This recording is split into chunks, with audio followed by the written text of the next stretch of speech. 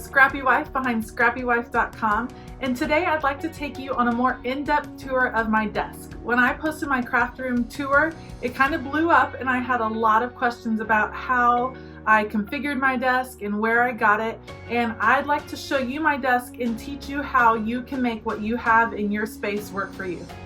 Okay, so this is my desk area. I am in what was our guest room, and we have turned it into a guest room slash craft room for me. And let me tell you a little bit about how my desk came to be. So my husband and I used to have desks in the basement, sorry about the trash, desk in the basement that were along one wall so that we could hang out with our kiddos down in the basement. And those were these two small desks. There's this one right here, and then there's a second one that is the exact same over here, but it's turned around. And those two desks were on the wall with that bookcase in between them, and it allowed us to do some work while our kids, who were super small at the time, were playing in the basement. So we started off with those two desks. When we were still in the basement, I decided that I needed a bigger workspace on top. Rather than completely reconfigure everything and buy a new desk, this one was from IKEA. I'll put a picture up of that desk.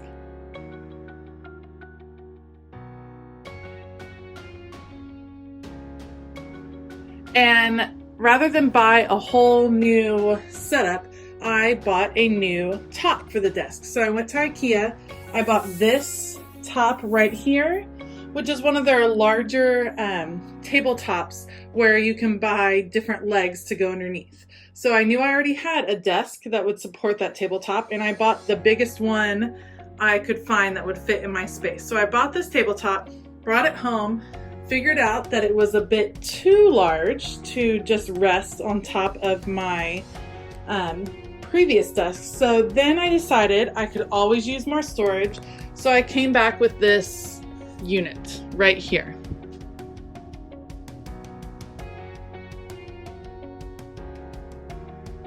With the 5 shelves or 5 drawers, and it works fantastic for holding extra storage.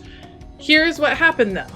This unit could be on wheels, but it's not because I knew I wanted it to be stable for my desk. But you can see the height of this unit does not match the height of this. So in order to problem solve, again, I didn't want to waste money. I was trying to upgrade my desk for as little as possible. So my husband helped me by getting some scrap pieces of wood from the garage, and we cut them. And we cut them the length of this shelf right here. You can see on this side, we adhered them with these fasteners. I'm not sure what they're called, but they are attached, drilled right into the side of the desktop and right into this. And over here is the same thing, but back here are L brackets that are attaching. And the same thing right here, this L bracket that has come loose is attaching the desktop to this desk right here. And so by doing that, everything was a consistent height for my work surface, and it gave me this little slot, which turned out to be perfect for storing my laptop when I am not using it.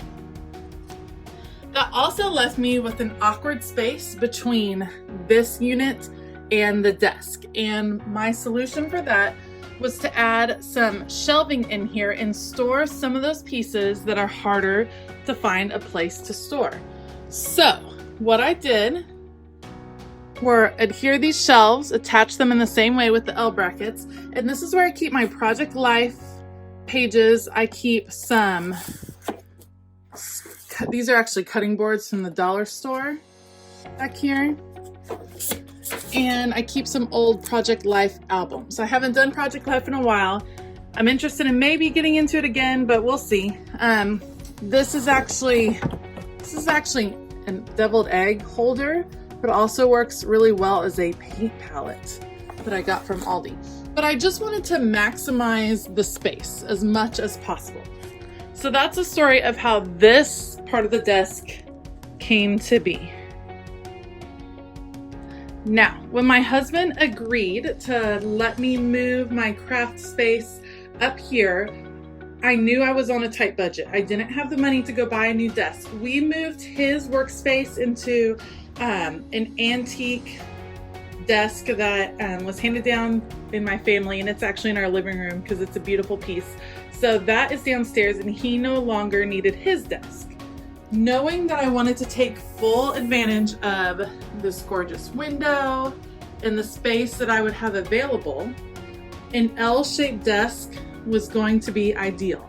But again, I didn't want to go buy a whole new desk. So I kept with this one that I had created for down in the basement. I took his desk, put it over here. There was no way to access the door, this area, and have it work. I couldn't figure out how to work. So I turned his desk around, and this is actually the back side of what this looks like. And by doing that, I was able to gain these 3 shelves, which work great. You can actually push these things way on back here. This is like cleaning supplies. This is traveler's notebook things that I'm working on. And this is also a current project bin. So I was able to gain that space and not completely lose what was there. This gave me a solid top for holding up the matching tabletop for right here. So these two are the same lengths, the same size. And then also right underneath here is this rolling unit from IKEA. And this is something we also had already. My husband had this near his desk down in the basement, didn't need it anymore after we cleaned things out. So I brought it over here. The reason why it works so great having a rolling unit right here is that when we do have guests, this couch opens up and I'm able to roll my cart and this unit out and into our master bedroom, and that allows the couch to open up into a full-size bed, which works out really well.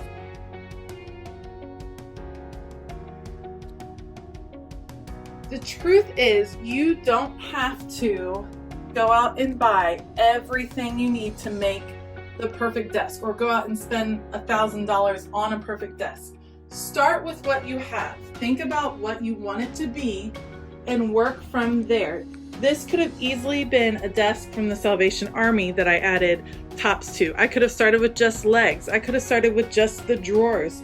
Start with what you have and build from there, and that's gonna really make something that is customized and personal for you. The way I set up the drawers in my desk area is based on how I work. I stamp a lot. I love these small alpha stamps, so I have them up close along with my blenders and embossing tools. Watercolor is probably the next most common thing that I use, and so all my watercolors are in this space, easy to find. This is some miscellaneous pieces. I keep them close so that I won't forget that I have them, and I can make sure to use these in my work. Current project bins make it easy to pull out and get to work on design team projects or creative team projects. And here are all my mixed media supplies, Mod Podge, some odds and ends like that.